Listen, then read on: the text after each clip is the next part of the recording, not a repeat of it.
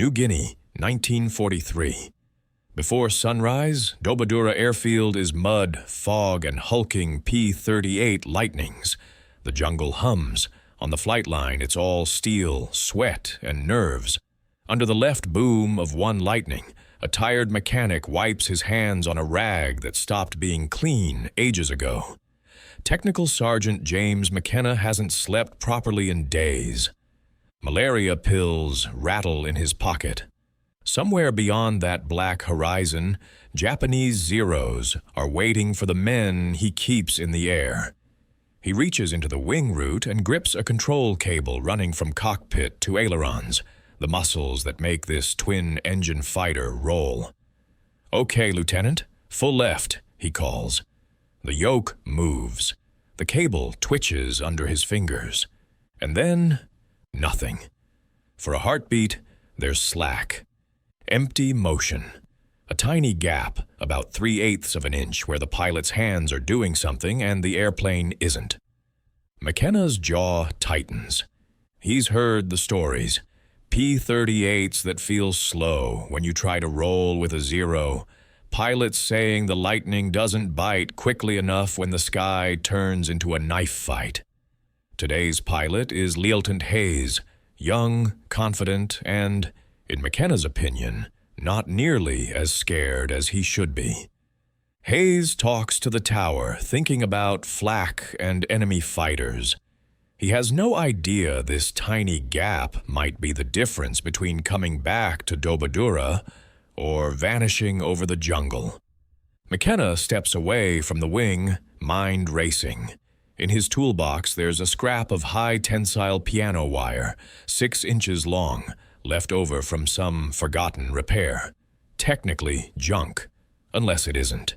In a war of 1,000-horsepower engines and mile-long bomber formations, one exhausted mechanic is about to gamble everything on that throwaway wire, and on the idea that a fraction of an inch can decide who lives and who dies. To see why he's obsessed with a few millimeters of slack, you have to understand the mismatch over New Guinea. On one side is the Mitsubishi A6M0, the legend. Light, delicate, terrifying in skilled hands. No armor plate, no self-sealing tanks, almost nothing that doesn't help it fly farther, turn tighter, climb faster. Early in the Pacific War, Allied pilots swear the Zero can pivot inside a jaw clench. Blink, and it's gone from your 12 o'clock to your 6. Stories spread. Insane kill ratios. Allied fighters hanging in slow motion while Zeros carve circles around them. Part of that is tactics and inexperience. Part is physics. At low to medium speeds, the Zero is born to twist and roll. Facing it over the steaming jungle is something very different. The Lockheed P-38 Lightning. Twin engines, twin tails. A central cockpit pod like a spearhead. On a muddy strip, it looks almost alien. But the Lightning is fast, very fast. It climbs hard, dives like a thrown anvil, and carries all its guns in the nose. 4 50-cal machine guns and a 20mm cannon that hit like a fist. On paper, doctrine is simple. Don't turn with a Zero. Use the Lightning's strengths. Come in high and fast. Make one slashing pass, then climb away before the enemy can react. Boom and zoom. Let Japanese fighters bleed energy trying to follow dives they can't survive. But the sky doesn't care about doctrine. Over New Guinea, the air is thick, hot, and treacherous. Thunderheads build without warning. Missions that start as neat formations at 20,000 feet often end as chaotic brawls near the deck. Pilots lose sight of each other, get bounced from bad angles, end up fighting at 200, 250 mesarmch instead of 350. Down there, in that messy middle speed zone, the Zero's light controls and razor-sharp roll rate make it feel like an extension of the pilot's nerves. The P-38, meanwhile, has a problem no recruiting poster mentions. Its ailerons are driven by long runs of cable and pulleys through the twin booms. At a clean test field, it's fine. On a muddy forward strip like Dobodura, cables stretch, pulleys wear, adjustments are rushed in the dark with raids always in the back of everyone's mind. The result? Slack. Not much, fractions of an inch. A dead zone where the pilot moves the yoke and nothing happens yet. On the ground, it's annoying. In a dogfight, that delay can kill. Pilots complain in debriefs. She's slow to roll. Feels like she's thinking about it before she moves. Some adapt, hauling the yoke harder and earlier than feels natural. Others never get the chance. From the cockpit, it looks like a skill issue. From outside, it looks like the zero is simply better in a turn. But under the wings, mechanics like McKenna see something else. A powerful fighter strangled by its own tolerances. The airplane the pilots think they're flying is not the airplane the factory designed. Every time a pilot vanishes into cloud and doesn't come back, McKenna wonders, was it enemy fire or 3/8 of an inch of nothing? By mid-1943, the complaints sound less like gripes and more like warnings. In the sweltering tent that passes for a ready room, pilots peel out of parachutes and helmets, faces streaked with sweat and dust. The roll feels mushy, one says, replaying the fight with his hands. I haul on the yoke, and nothing happens for a split second. By the time she digs in, that zero's already halfway through his turn. Another nods. Same. I tried to brake right, then reverse left. She just wallowed. I could feel him walking his fire in. If he hadn't overshot... At the chalkboard, an intelligence officer draws neat diagrams. Remember, don't try to outturn them. Stay fast. Use the vertical. Same talk as always, but the world they just flew through doesn't match the chalk lines. Out on the line, McKenna hears the grumbling. Pilots say the lightning won't roll, that it's a death trap at low speeds, that if a zero gets inside, you might as well start praying. He doesn't buy it. One afternoon, a P-38 limps back trailing smoke. The right wing is chewed up, fabric hanging like shredded skin, but the pilot crash lands and they drag him out alive. He keeps repeating, pulled, nothing, pulled again, too late. McKenna helps tow the wreck off the runway. Later, with the fire out and the excitement gone, he climbs into what's left of the cockpit, wraps his hand around the yoke, and moves it gently. There it is, that dead space. Motion in your hand you don't see in the cable. Back in maintenance, he checks half a dozen other lightnings. Same story. Even the good ones have play, within the tolerances printed in the tech manuals. On paper, they're perfectly serviceable aircraft. On paper, no one is dying. McKenna isn't a Lockheed engineer. He's the man who has to look a returning pilot in the eye and say, she's good to go, knowing there's a gap between what the pilot feels and what the manual allows. The turning point doesn't come with a memo. It comes in the half-light before dawn, with one man staring at a cable that won't do what he wants. McKenna is crouched under a P-38's wing again, flashlight hooded with a rag. The air smells like wet earth and fuel, mosquitoes, wine. Down the line, a crew hand cranks an engine, prop slowly chopping at the morning air. Left again, sir, he calls to Hayes. The yoke moves, the cable shifts. There's the slack, same as always. That tiny, infuriating pause. Right, same delay. Feels fine up here, Hayes calls down. Of course it does, McKenna thinks. He's never felt what right really feels like. He walks to his battered toolbox. The manuals say, do not exceed specified tension.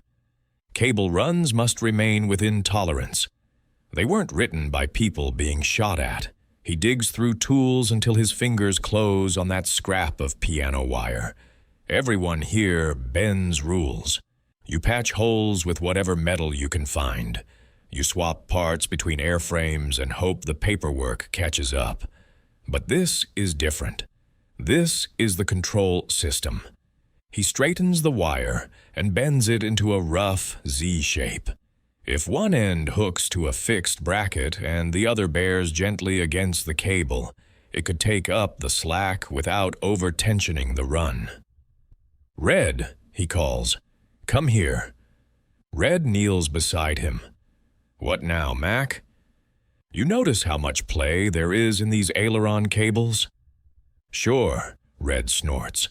"You tighten those too much, someone loses a wing, or you lose your stripes." "I'm not touching the turnbuckles," McKenna says, sliding under the wing. "See this bracket?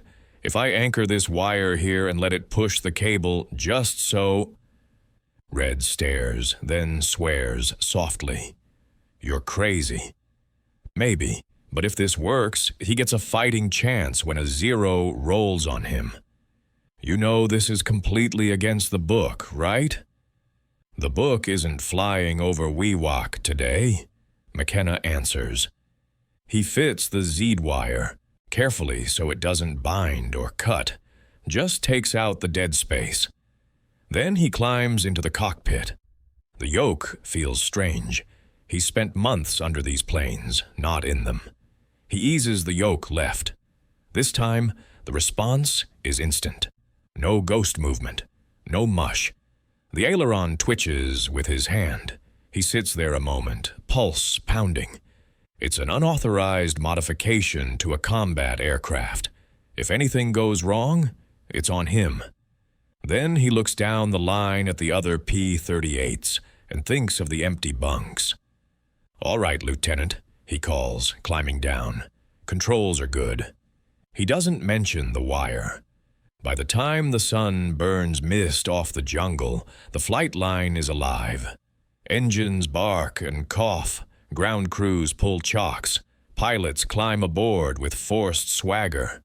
Today's job, escort bombers hitting Japanese airfields around Wewak, bases that have been spitting zeros and bombers at Allied positions for months. Hayes walks to his P-38, helmet in hand. He slaps the nose. "Morning, sweetheart." Under the wing, McKenna pretends not to watch. "Morning, Lieutenant." She's all set. "No more sluggish roll, huh?" Hayes grins. "You tell me when you get back," McKenna says. The Lightnings taxi out. Hayes shoves the throttles forward. The twin Allisons roar, and the P-38 claws into the air toward the Bismarck Sea. At altitude, they form up around B-25s and B-24s. For a while, it's almost peaceful. Then, bandits, 11 o'clock high, multiple. Dark specks grow against the sun, zeros and Oscars diving like thrown knives. "Stay high, stay fast, do not turn with them," the leader orders. That plan lasts about 3 seconds. The sky erupts, tracers weave between bombers. A B-25 trails smoke. A P-38 slashes past with a zero glued to its tail. Formations dissolve into intersecting arcs of metal. A zero drops in on Hayes from high right. Instinct screams. He hauls the yoke left, bracing for that hateful delay. It isn't there. The Lightning snaps into the bank like it's on a rail. The wings bite the air the instant his hands move. The zero overshoots, its pilot misjudging the P-38's new quickness. Hayes feels a flash of cold focus. "Okay," he mutters. "Let's see what you've really got." He rolls right, then left, in a rapid scissors. Each time, the Lightning answers instantly. On the third reversal, the zero slides in front of him, just a little too slow. Hayes squeezes the trigger. The nose guns hammer. The Japanese fighter shudders, trailing flame, and tumbles toward the sea. "Splash one," he calls. There's no time to celebrate. Another enemy dives at the bombers. Hayes yanks the yoke again, feels that same crisp response, and angles in. The airplane feels lighter, alive, like someone peeled a layer of fog out of the controls. By the time they turn for home, the sky behind them is scarred with smoke and drifting wreckage. Japanese and Allied both. Hayes is breathing hard, knuckles white on the throttles. On final approach to Dobodura, he realizes his hands are still shaking, not from fear, but from how different his lightning felt. When he climbs down the ladder, McKenna is waiting. "Well?" the mechanic asks. Hayes studies him. "What did you do to my airplane?" Because in the worst possible place to find out, he's just flown a P-38 that moves exactly when he thinks, and he knows with a cold certainty that without that change, those 0 pilots would have carved him up. The afternoon debrief feels different. When Hayes talks, the usual complaints are gone. "The controls were sharp," he says. "She rolled like a different airplane. I could snap from one bank to the other, and the nose went exactly where I wanted, when I wanted it." "So tactics worked as briefed?" the intelligence officer asks. "Yes, no, the delay was gone." Another P-38 pilot leans forward. "What did you say?" "If this is how the lightning is supposed to feel," Hayes says, "we've been flying with anchors on our wings." When debrief breaks up, the pilots head straight for the flight line. McKenna sees them coming. He's halfway through checking another airplane when a knot of officers surrounds him. Hayes is at the front. "Sergeant," Hayes says, "tell them." "Tell them what, sir?" McKenna stalls. "About the controls, whatever you did." He thinks about lying, but the other pilots are watching him with something rare. Hope. He calls for Red. They drag a ladder over, shine a light into the wing root. McKenna points. "There, that little Z-shaped piece of wire. It's just taking up slack in the aileron cable. Didn't touch the turnbuckles. Official settings are the same." One pilot whistles. "That's it? That little thing?" A new voice cuts in. "That little thing is completely unauthorized." The squadron engineering officer steps up, jaw set, clipboard in hand. "You can't just modify control systems because you feel like it, Sergeant," he says. "If that cable snaps, if the wire binds, if anything fails, it's on this squadron. On me." Before McKenna can answer, Hayes speaks. "With respect, sir, I flew that airplane into a hornet's nest today. It rolled cleaner than any lightning I've ever flown. That wire didn't put me at risk. It kept me alive." Silence. Cooling engines tick. Then another pilot. "Sir, if there's a way to get that responsiveness on my ship, I want it. And mine? And mine." The engineering officer looks from pilots to airplane to scrap of wire and back. Finally, he exhales. "All right. For now, field modification only. Combat aircraft only. You document every installation. If anything fails, it comes off every plane. Understood?" "Yes, sir," McKenna says. It isn't an official directive from Lockheed. It's not in any manual. But in the muddy reality of Dobodura, a handful of P-38s now roll the way their designers probably wished they always had, because one mechanic refused to accept 3/8 of an inch of nothing. War moves on. Within months, the front creeps north. New strips are hacked closer to the Philippines. Fresh pilots arrive, wide-eyed at veterans and sun-faded aircraft. Some bring later model Lightnings with official refinements, cleaner controls, better dive recovery. Somewhere in that blur of upgrades and quiet line crew habits, tricks like McKenna's wire tensioner either disappear or just become the way things are done. McKenna finishes his tour, boards a transport home with a duffel bag and a few snapshots. There's no medal for refused to accept bad cable tension. No citation for may have saved a few pilots you'll never know. After the war, history books talk about the P-38 as the mount of top aces, the long-range killer that escorted bombers and hunted down Yamamoto. They list models, missions, kill counts. Very few mention the tired sergeants on muddy strips who fought a quieter battle against fractions of an inch. In the end, this isn't just a story about a famous airplane or a legendary enemy fighter. It's about a few millimeters of slack, and a man who refused to pretend they didn't matter. On a map, the Pacific War is arrows and dates.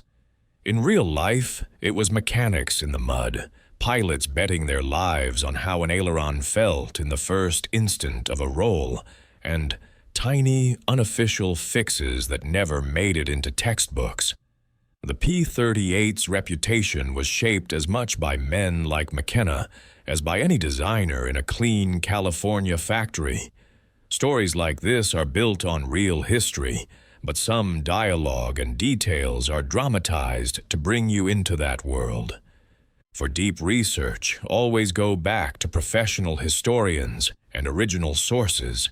If you want more forgotten World War II stories like this, hit like, subscribe, and tell us in the comments where you're watching from and what hidden battlefield innovations you'd like to see next.